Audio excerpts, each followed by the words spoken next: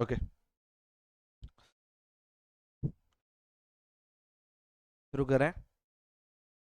अपन पढ़ेंगे कौन सा, बायोलॉजी का एक पार्ट है। पहले तो हमें विज्ञान के बारे में पढ़ते हैं। विज्ञान के बारे में शुरू शुरू में पढ़ लिया था, और हमें ये पता है विज्ञान की टोटल शाखाएं कितनी है। मुख्य शाखाएं हैं 3। एक तो है जीव विज्ञान, नहीं हमारे बुक में कैसे कैसे चैप्टर है उस हिसाब से। पहले रसायन विज्ञान, कौन सा विज्ञान, फिर आएगा जीव विज्ञान, कौन सा विज्ञान, और फिर आएगा भौतिक विज्ञान। ये इस तरह के 3 विज्ञान के बारे में हमें पढ़ना पड़ता है। अब देखो, जैसे जीव विज्ञान को वैसे कहते क्या है अंग्रेजी में, बायोलॉजी। बायोलॉजी बायोलॉजी ये बायोलॉजी क्या होता है, विज्ञान की वह शाखा जिसमें हम क्या पढ़ते हैं, पेड़ पौधे और जीव जंतुओं को पढ़ते हैं। तो यहां पर एक परिभाषा लिखते हैं, विज्ञान की वह शाखा, विज्ञान की वह शाखा जिसमें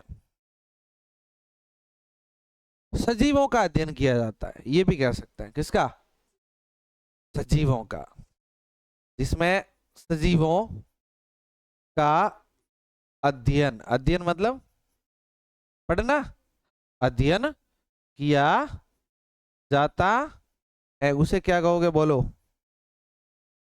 जीव विज्ञान को हमने 2 भागों में डिवाइड किया हुआ है। कितने भागों में, एक और एक ये, 2। कितने भाग है, कौन सा, एक ये और एक, हाँ एक तो है जंतु विज्ञान, कौन सा विज्ञान, जबकि एक है वनस्पति विज्ञान। वनस्पति विज्ञान क्या मतलब है, इसको तो अंग्रेजी में कहते हैं जूलॉजी, जूलॉजी, जबकि इसको कहते हैं बॉटे, नहीं बॉट नहीं, ठीक।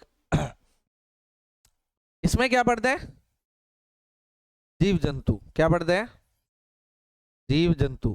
तो इसकी परिभाषा ये हो जाएगी, किसकी शाखा ये है, विज्ञान की नहीं है, जीव विज्ञान की। तो कहेंगे जीव विज्ञान की वह शाखा जिसमें जीव जंतुओं का अध्ययन किया जाता है। किसका किया जाता है, तो नाम से ही पता चल जाएगा जंतु विज्ञान है।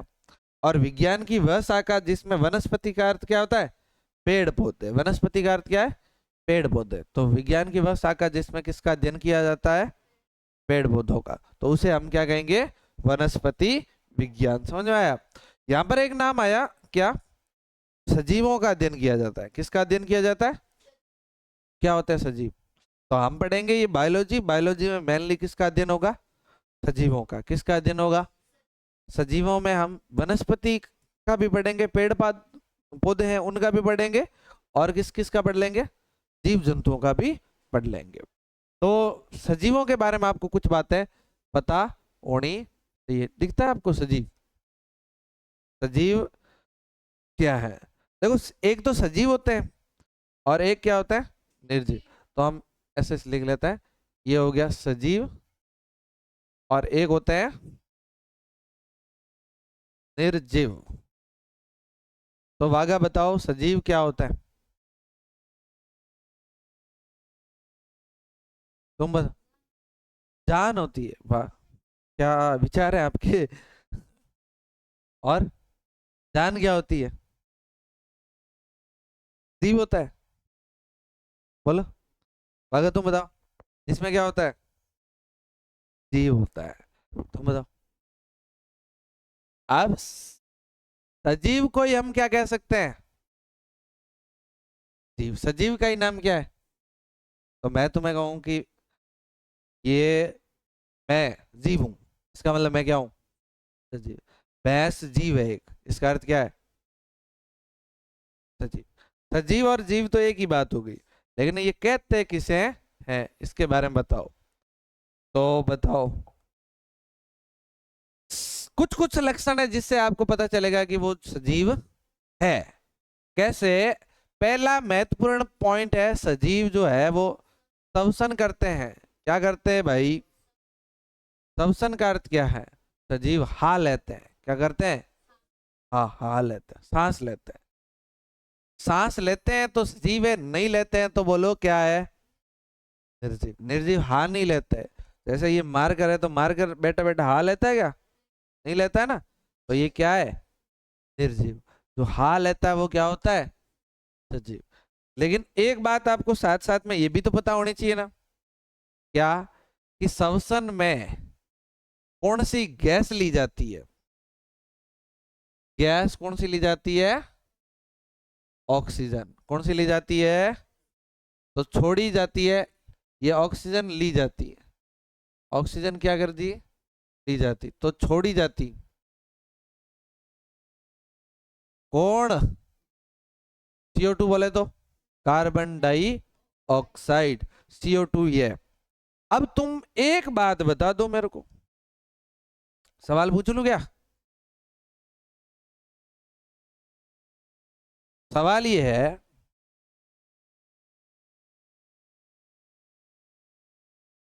दिख रहा है क्या?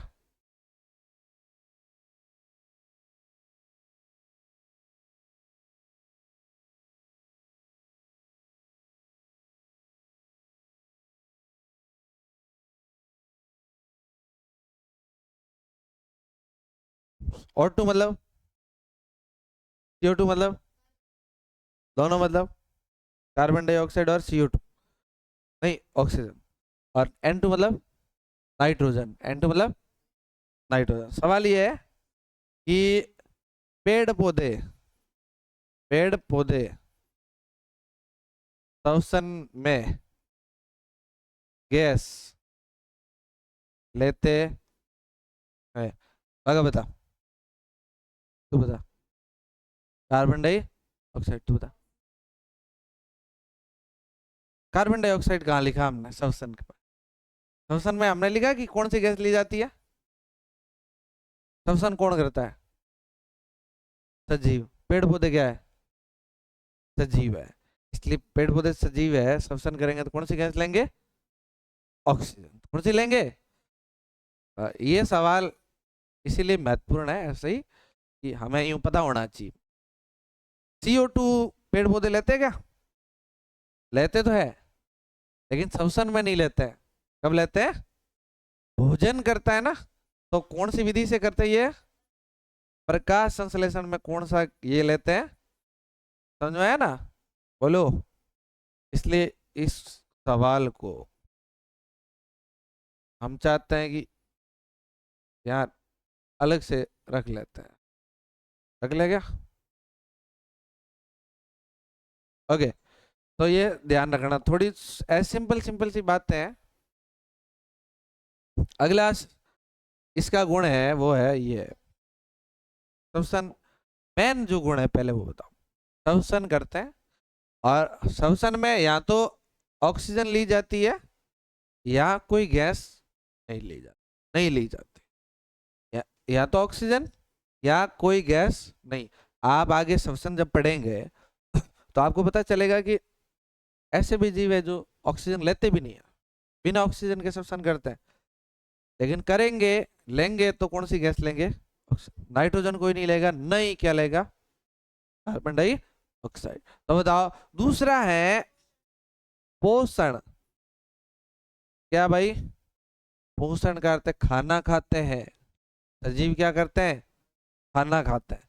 जो खाना मांगता है या खाता है वो सजीव होता है। जिसको खाना खाना ही नहीं होता, कभी खाना खाता ही नहीं है, उसे क्या कहते हैं? निर्जीव। तो ये खाना खाते हैं, ये खाना। इसके अलावा होता है उत्सर्जन। क्या होता है? उत्सर्जन का अर्थ होता है कि शरीर के अंदर अपशिष्ट पदार्थ बनते हैं, उनको शरीर से बाहर निकालना, जो शरीर के लिए काम के नहीं है, उल्टे हानिकारक है। कुछ ऐसे पदार्थ बनते हैं हमारे शरीर के अंदर जो कोई काम के नहीं होते हैं, उल्टे क्या होते हैं? हानिकारक। तो जैसे हमारे शरीर में यूरिया वगैरह जो बनता है, ये ऐसे पदार्थ हैं, इनको हमें शरीर से बाहर निकालना पड़ता है। इसलिए जैसे जो सजीव हैं उनमें मूत्र के रूप में ये ऐसे पदार्थ बाहर निकाल दिए जाते हैं, पसीने के रूप में निकाल दिए जाते हैं, या CO2 भी तो निकाली जाती है। CO2 हानिकारक होती है कि नहीं होती हमारे? CO2 भी एक तरह का उत्सर्जन में शामिल है। तो ये उत्सर्जन करते हैं, सुसु वगैरह करते हैं, वो किस में आते हैं? सजीव में। और ये वाल नहीं करते हैं, वो क्या है? निर्जीव है। 4 नंबर, इसके अलावा जनन करते हैं। महत्वपूर्ण बात क्या है? जनन का अर्थ होता है अपने जैसा जैसा नया जीव पैदा कर सकते हैं। जो अपने जैसा नया जीव पैदा करेगा तो वो क्या होगा? जनन। ठीक है। और ये सजीव करते हैं, निर्जीव नहीं कर सकते। जैसे मारकर है, मारकर को हम अकेला छोड़ें तो क्या ये 2-3 महीने बाद एक अपने जैसे जैसे छोटा सा मारकर पैदा कर देगा? नहीं कर सकता ना। बोर्ड, बोर्ड है, बोर्ड अपने जैसा जैसा एक छोटा सा बोर्ड पैदा कर सकता है क्या? नहीं करेगा। तो इसलिए जो जनन करते हैं वो कैसे होते हैं? सजीव। और जो जनन नहीं करते हैं वो कैसे होते हैं? निर्जीव। समझे बात को? इसके अलावा एक और, जैसे वृद्धि करते हैं। क्या करते हैं? वृद्धि करते हैं। वृद्धि का अर्थ क्या है? पहले कोई जीव है वो छोटा होता है और धीरे धीरे क्या होता है? बड़ा। तो वृद्धि कौन करते हैं? सजीव करते हैं। निर्जीव वृद्धि इसलिए, जैसे पहले आप छोटे छोटे पैदा हुए, वहां वहां करते करते बड़े हुए, होता है कि नहीं होता टाबर? तो ये वृद्धि हुई। क्या हुई? वृद्धि। ऐसे निर्जीव वृद्धि नहीं करते। निर्जीव वृद्धि करते तो हम 50 रुपए वाली कार लाते, थोड़े दिनों बाद बड़ी हो जाती, फिर अपन बैठ के कोचिंग आते आराम से, कोई टेंशन ही नहीं। तो वृद्धि नहीं करते, निर्जीव वृद्धि नहीं करते। इसके अलावा गति। इसके अलावा क्या है? सजीव है वो गति करता है। सजीव है वो गति करता है। गति का अर्थ है एक जगह से दूसरी जगह जाए, एक इस साइड में है मुड़ के उस साइड हो जाए, ये गति होती है। सजीव है वो गति कर सकता है। जैसे आप हो, आप यहाँ से चल के घर जाओगे, घर से चल के कहीं और जा सकते हो, तो आप गति कर सकते हो। भैंस है, भैंस गति कर सकती है क्या? इधर से उधर जा सकती है। बस है, बस गति कर सकती है क्या? नहीं करती। करती तो है। हाँ, उसे तो क्या चला, हम चलाते हैं। बस का मूड होगी, चलो आज थोड़ा गांव में घूम के आऊं, देख के आऊं क्या माहौल है, चली जाएगी। नहीं जा सकती ना। तो जो जा नहीं सकते वो क्या है? निर्जीव है। तो तुम बताओ, पेड़ पौधे गति करते हैं? पौधे का मूड होगा हुआ कि यहाँ अकेला बैठा बैठा परेशान हो रहा हूँ, बोर हो रहा हूँ, चलो जाऊं उस खेजड़ी के पास चला जाऊं, चला जाएगा? पौधे जो है, पौधे ज्यादातर एक जगह स्थिर रहते हैं, एक जगह खड़े रहते हैं, दूसरी जगह इधर उधर रोते फिरने नहीं जाते हैं। लेकिन वो गति करते हैं, कुछ कुछ गतियां उनमें होती है, आप पढ़ोगे आगे। जैसे सूरजमुखी है, सूरजमुखी सूर्य की तरफ घूमता रहता है, ऐसे ऐसे, है कि नहीं है? तो बताओ ये ऐसे घूम रहा है तो ये गति तो हो रही है। तो ये सारे लक्षण किस में होते हैं बोलो? सजीवों में और निर्जीवों की बातें हो गई। समझ में आया होगा आप लोगों को? सजीव और निर्जीव समझ में आया? ये सजीव और निर्जीव है। पर बेटा एक जीव ऐसा है जो न तो सजीव है न निर्जीव है, न पूर्ण रूप से सजीव है न पूर्ण रूप से निर्जीव है। कभी सजीव दिखता, कभी निर्जीव, कभी सजीव कभी निर्जीव। ऐसा कौन है? वायरस। कौन है? वायरस। क्या है? न सजीव है न निर्जीव है, इसलिए इसे कहते हैं सजीवों तथा निर्जीवों के बीच, या सजीव तथा निर्जीव के बीच की योजक कड़ी। क्या कहते हैं? योजक कड़ी कहा जाता है। सजीव और निर्जीव के बीच की योजक कड़ी। योजक मतलब जोड़ने वाली, जो सजीवों को निर्जीवों से जोड़ती है। वायरस बेटा ऐसा है, कोरोना वायरस सुना था आपने? ये वायरस ऐसा है कि अगर किसी सजीव के शरीर में प्रवेश करेगा, सजीव के अंदर जाएगा, तो कैसा व्यवहार करेगा? सजीवों की तरह। और अगर उसको बाहर निकाले के यहाँ बोर्ड पे बिठा दें तो कैसा व्यवहार करेगा? निर्जीव की तरह। मान लो एक वायरस हमने लाया और बोर्ड पे बिठा दिया, यहाँ बिठा दिया, तो पता वायरस का ऐसे फोटो होता है, आपने देखा होगा यूं,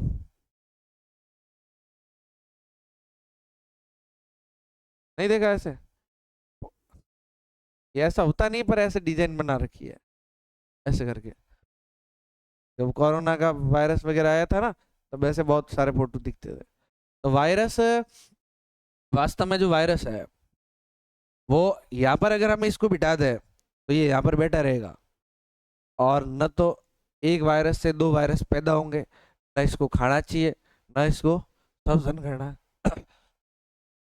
कोई भी काम नहीं करेगा। ये चल के इस वायरस का मूड हो इधर भी नहीं जा सकता। क्यों? क्योंकि ये तो निर्जीव की तरह है, हवा में उड़ के जाएगा, जाएगा तो ऐसे नहीं जा सकता। लेकिन मान लो आपने यहाँ हाथ टच किया और ये वायरस आपके हाथ का टच हुआ, और फिर आपने रोटी खाई, वायरस किसके अंदर गया? पेट में। अब आपके अंदर चला गया ना, अब ये वायरस क्या हो जाएगा? सजीव हो जाएगा। अब बेटा हाथों हाथ वायरस करेगा जनन, और एक वायरस से बहुत सारे वायरस पैदा हो जाएगा। फिर बेटा वायरस उधर से उधर घूमेगा, उधर से उधर, तो तब कैसा व्यवहार करेगा? ये सजीव हो गया।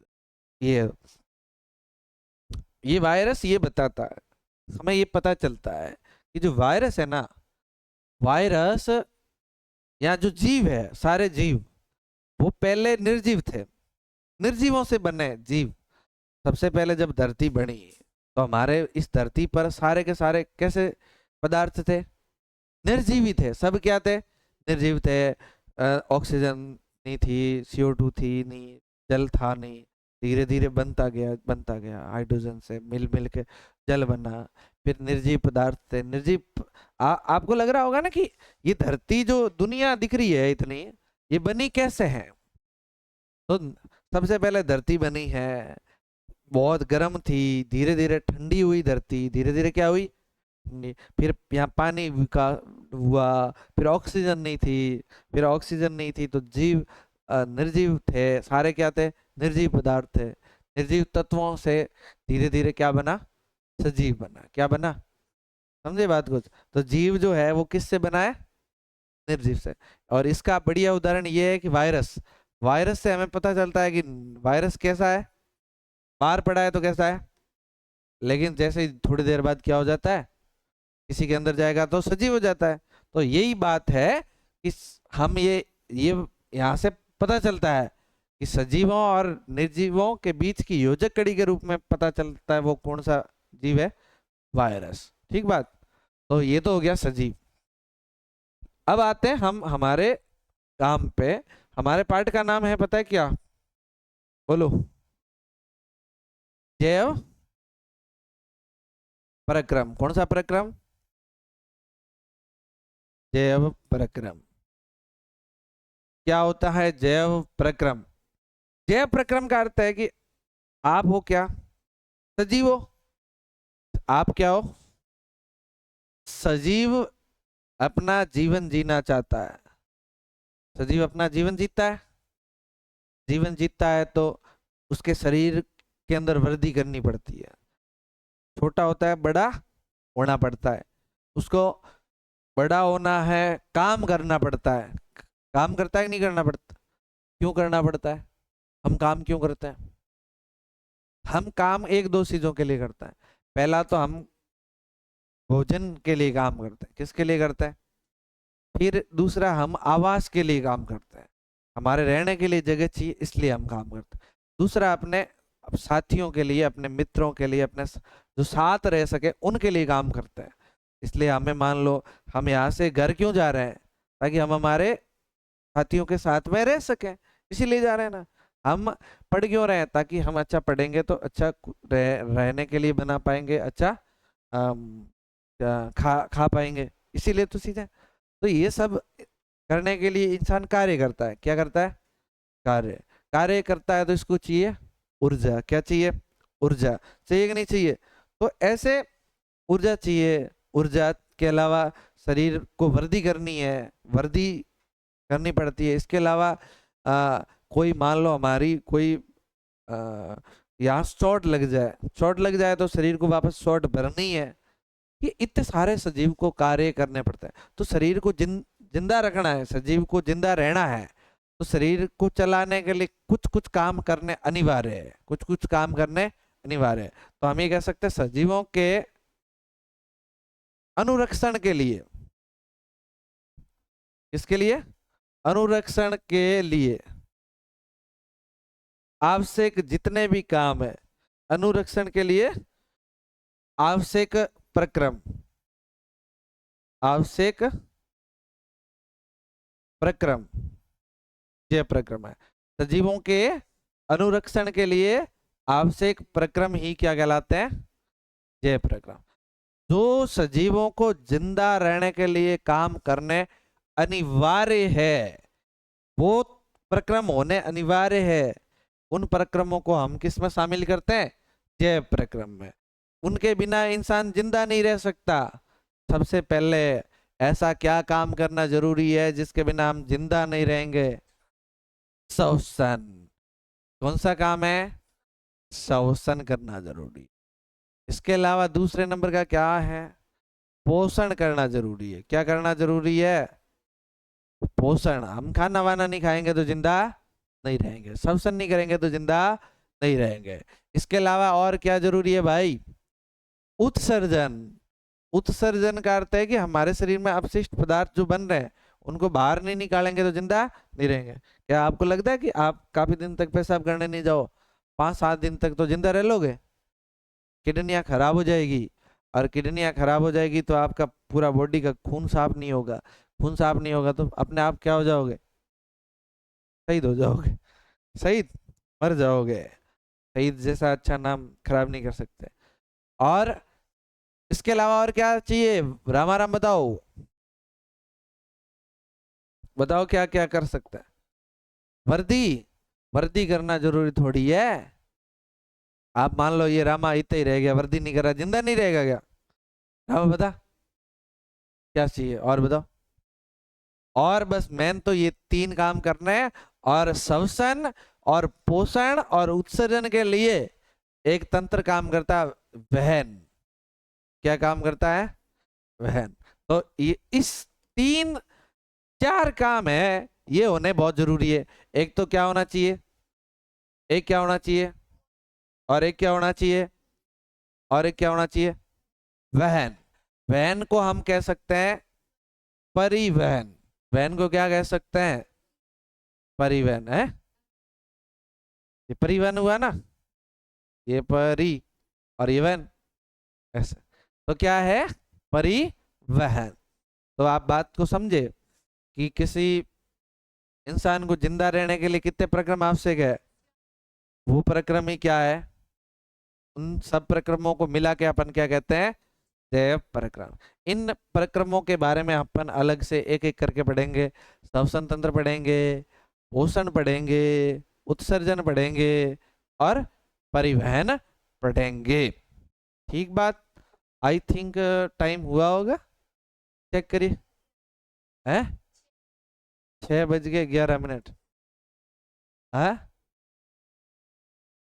ना? लिखना है? कितना की लिखा है? ये पीछे मैथ वाले भी रह गए। 10 पेज तुम्हारा है क्या? 10 पेज लिखवा दिए, ठोकूंगा बेटू। देखो सबसे पहले तो थोड़ा सा बताए पोषण के बारे में। किसके बारे में? पोषण। पोषण का अर्थ क्या है? खाना, बस। खाना खाना ही नहीं, खाना खाना खाना खाना हमारे पेट में अंदर लेना। खाने को अपन भोजन कहते हैं। क्या कहते हैं? भोजन अंदर लेना। भोजन अंदर मतलब आपके मुख में भोजन आया, पेट में अंदर लेना, आपके बॉडी के अंदर लेना।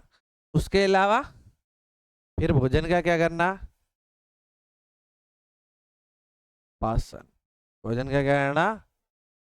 और बचा हुआ भोजन, अपशिष्ट भोजन,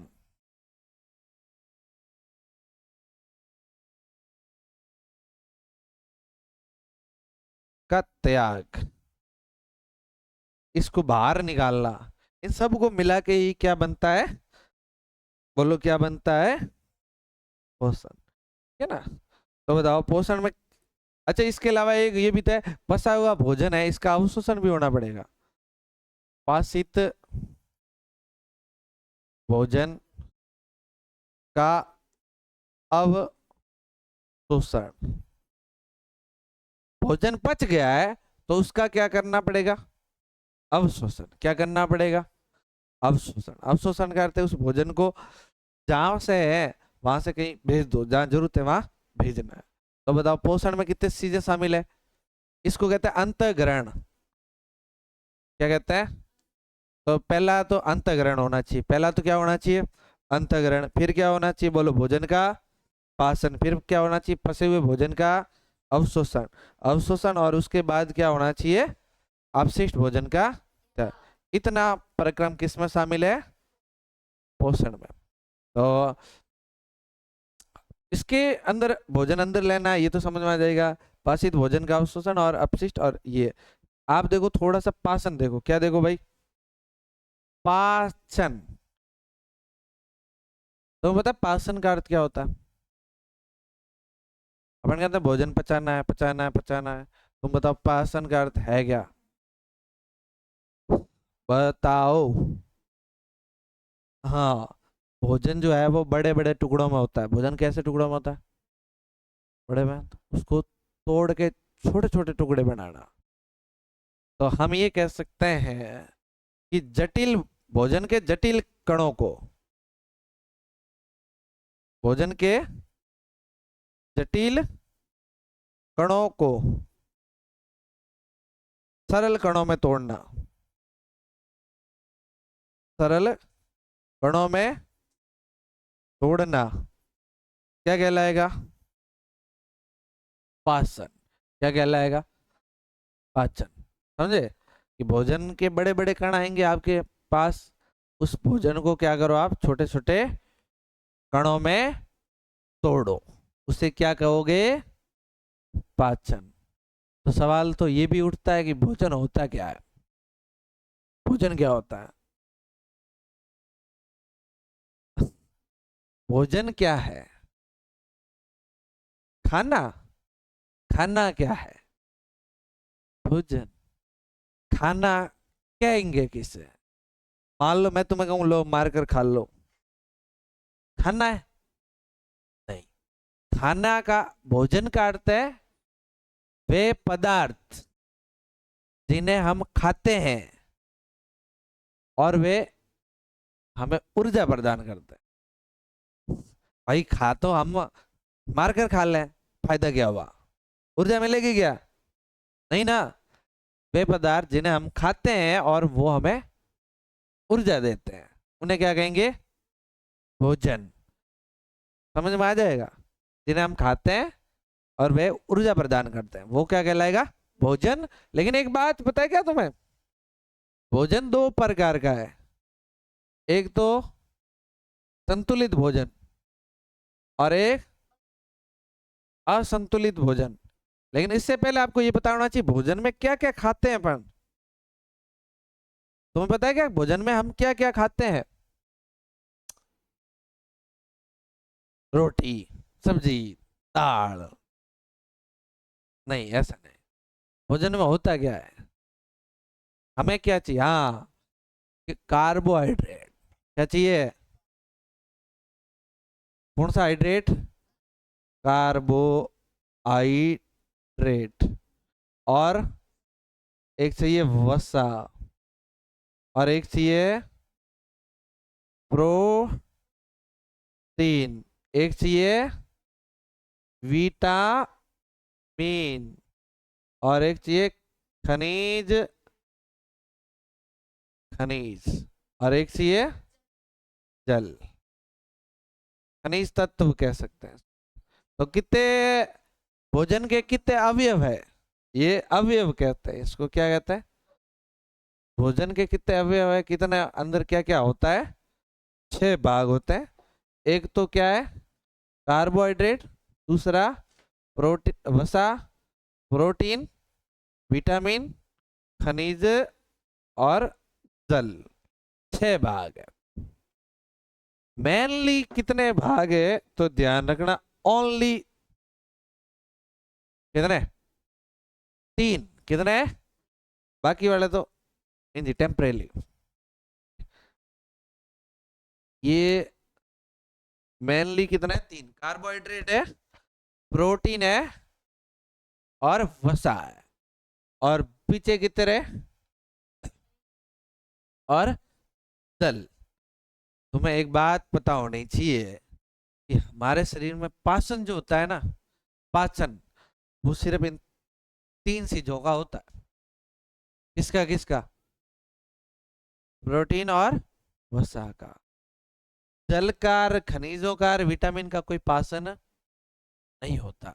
इसलिए अगर आप पानी ज्यादा पी लो ना, तो आपने कभी ऐसा किसी आदमी को देखा है कि रोटी ज्यादा खा ले और पूरे दिन सोया रहे और सुबह उठ के कहेगा आज तो मेरी रोटी पसी नहीं है, कि नहीं है, नहीं कहता है।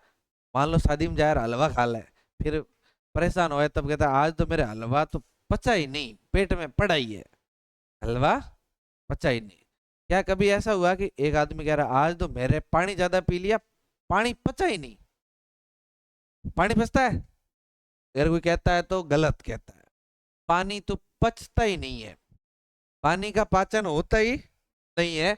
पानी का पाचन नहीं होता है तो इसका होता है कार्बोहाइड्रेट, वसा और प्रोटीन का। जबकि विटामिन, जल और खनिज ये क्या करते हैं, पाचन करने में सहायता प्रदान करते हैं। पाचन करने में क्या करते हैं, सहायता। इनके बिना पाचन होगा नहीं। तुम कहोगे सर ये पचते हैं नहीं, तो फिर इसका काम क्या है, पाचन करने में क्या करेंगे, सहायता। थोड़ी सी बात ये भी जान लें कि तीनों है, कार्बोहाइड्रेट है, प्रोटीन है, वसा है। तुम्हें पता है सबसे ज्यादा ऊर्जा कौन देता होगा? अच्छा एक बात तो बताओ, कार्बोहाइड्रेट, कार्बोहाइड्रेट किससे प्राप्त होता होगा? जैसे सबसे ज्यादा कार्बोहाइड्रेट प्राप्त होता है चावल से, ये तो ठीक है। लेकिन आप जो बाजरा खाते हो, बाजरे की रोटियां, गेहूं की रोटियां, आलू, इन सब से क्या प्राप्त होता है, कार्बोहाइड्रेट। वसा किससे प्राप्त होता है, जो तेलीय पदार्थ होता है, तेल जैसे दिखता है, जैसे तेल है, घी है, मक्खन है, दही भी होता है चिकना चिकना, दही से भी होता है कि नहीं है। एक ही पदार्थ से वैसे तो बहुत सारे तीनों ही प्राप्त हो सकते हैं, लेकिन मेनली घी में क्या होती है, वसा होती है। तेल में क्या होती है, मूंगफली खाए तो मूंगफली में भी तो वसा आती है ना, घी चिकना चिकना जो लगे वो घी, घी है, घी टाइप है वसा। प्रोटीन तो किससे मिलता है, दालों से। मेनली प्रोटीन किससे मिलता है, दालों से। इसके अलावा मांस, मछलियां ये भी है, अंडे, इनमें भी प्रोटीन ज्यादा होता है। लेकिन बात यह है कि सबसे ज्यादा ऊर्जा कौन देता होगा, कार्बोहाइड्रेट, वसा और प्रोटीन? ना, वसा। आप बताओ, आप 1 किलो केले खा लो, सही खा सकते हो? जितनी ऊर्जा मिलेगी ना, उतनी ऊर्जा 1 किलो घी खाओ देगा। तो 1 किलो घी से तो पता नहीं कितनी, हम 1 किलो घी खाने में कितने दिन लगा लेते हैं पता है आपको? 10 दिन में भी 1 किलो घी नहीं खाते हैं, सारे घर वाले मिल के खाते हैं, है कि नहीं है? मतलब कहने का मतलब हम तो दिन में क्या है, थोड़ा सा ही घी खाते हैं, 10 ग्राम खाते हैं बड़ी मुश्किल से, 20 ग्राम, ज्यादा ज्यादा ज्यादा थोड़ी घी खाते हैं। 20 ग्राम से भी उतनी ऊर्जा, सबसे ज्यादा ऊर्जा किससे मिलती है, वसा से। लेकिन वसा की एक खास बात है, वसा हाथों हाथ ऊर्जा नहीं देती, वसा ऊर्जा थोड़ा टाइम लगाती है। वसा ऊर्जा देने में थोड़ा, ऐसे नहीं हाथों हाथ घी खाया और ऊर्जा आई और दौड़ना शुरू। आपको बहुत ज्यादा भूख लगी हुई है तो आप घी पियो, क्या आपके अंदर ताकत आ जाएगी? नहीं, वसा तो टाइम से ऊर्जा देगी। कार्बोहाइड्रेट सबसे फास्ट ऊर्जा देता है, कार्बोहाइड्रेट सबसे फास्ट। इसलिए आपको अगर ज्यादा भूख लगी हुई है तो रोटी वोटी खा खिला के दौड़ सकते हो, पेट भर जाएगा और आपके अंदर ताकत आ जाएगी। और प्रोटीन का तो मेन काम है हमारा शारीरिक विकास, वृद्धि करना, बॉडी बनाना। आपको अगर मोटा होना है तो क्या चाहिए, प्रोटीन। क्या चाहिए, प्रोटीन। तो इन सब का काम समझ में आया? विटामिन खनिज वगैरह जल तो प्रोटीन इसके पाचन का कार्य करते हैं। ठीक बात। तो ये भोजन के बारे में भी समझ में आ गया, जबकि ये बातें हमारे सिलेबस में लिखी नहीं है, लेकिन हमें पता होनी चाहिए, नहीं तो फिर आगे हम पढ़ भोजन रहे हैं लेकिन हमें पता नहीं है किसका पाचन करना है किसका नहीं करना है। फिर पाचन करेंगे हम प्रोटीन वसा और विटामिन का करेंगे, फिर आप कहोगे सर जल का तो पाचन किसने किया। हाँ, कार्बोहाइड्रेट वसा और प्रोटीन का करेंगे, विटामिन का पाचन तुम पूछोगे किस कौन करता है, हुआ ही नहीं पाचन, होगा क्या, बाद में होगा भी नहीं। तो इसी के साथ हमारा कार्यक्रम यही समाप्त। सही है कि बस टाइम हो गया है। कल पढ़ेंगे अपन सीधा सीधा पोषण पूरा, क्या पढ़ेंगे, तब बताएंगे कि कौन कैसे जीव खाना खाता है, क्या खाता है, कहाँ जाता है, फिर क्या होता है उसका। ठीक है, चलिए। तो ऑनलाइन वाले आपके कोई मित्र हो तो शेयर कर देना, बता देना, बाकी अपन कर लेते हैं।